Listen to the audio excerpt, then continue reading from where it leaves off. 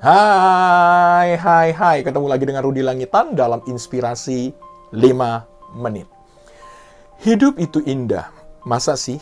Cios nih. Sebuah pernyataan ini bukanlah slogan yang dibuat-buat sekedar untuk menghibur diri sendiri atau status sosial media yang penuh pencitraan. Hidup ini indah adalah sebuah kenyataan. Namun keindahan hidup itu tidaklah bergantung pada apa yang kita miliki. Keindahan tergantung daripada cara kita melihat. Ya, dari jendela atau kacamata yang kita gunakan untuk melihat dunia. Kalau kita melihat dari jendela keindahan, maka hidup akan terlihat indah.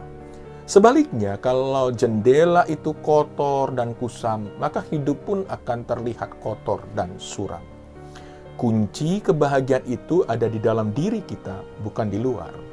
Stephen Covey mengatakan, jika engkau merasa masalahnya ada di luar sana, sebenarnya pikiran itu sendirilah masalahnya. Kebahagiaan sendiri sebenarnya adalah sesuatu yang tidak membutuhkan persyaratan apapun, karena ia bersumber pada sesuatu yang ada di dalam diri kita. Bagaimana dengan hidup kita sendiri, sahabat? Apakah sahabat merasa bahagia atau tidak?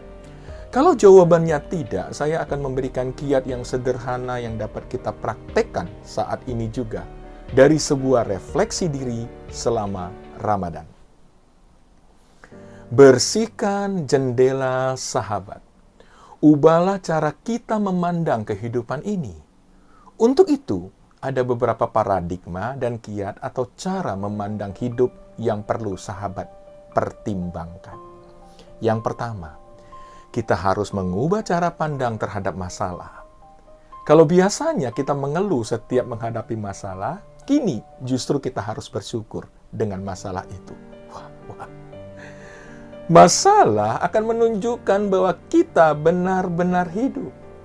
Masalah akan menunjukkan siapa kita sebenarnya. Masalah justru adalah suatu peluang untuk maju dan berkembang.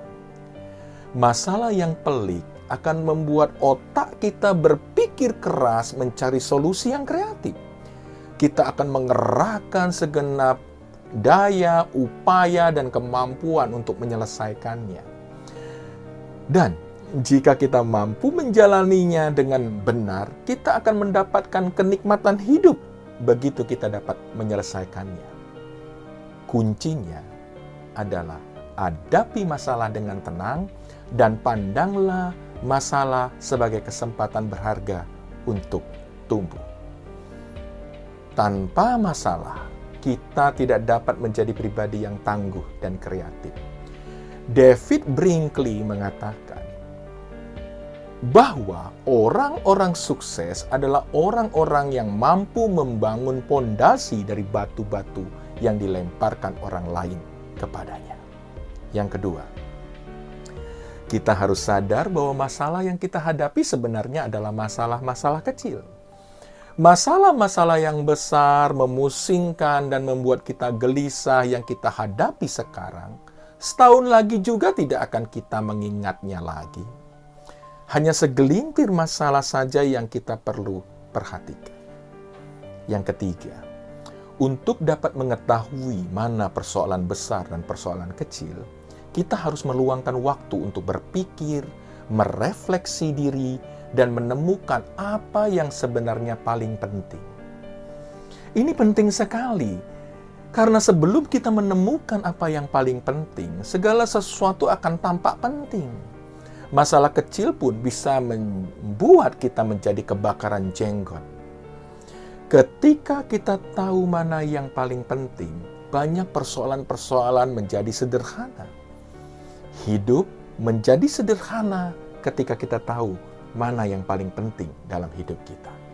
Yang keempat, kita perlu mengubah pandangan kita mengenai target dan hasil. Urusan hasil adalah urusan Tuhan. Yang bisa kita lakukan sebagai manusia hanya melakukan yang terbaik dan doa tentunya. Usaha ada dalam kontrol kita, sementara hasil berada dalam kekuasaan Tuhan. Oleh karena itu, yang perlu kita pikirkan adalah bagaimana usaha dan doa.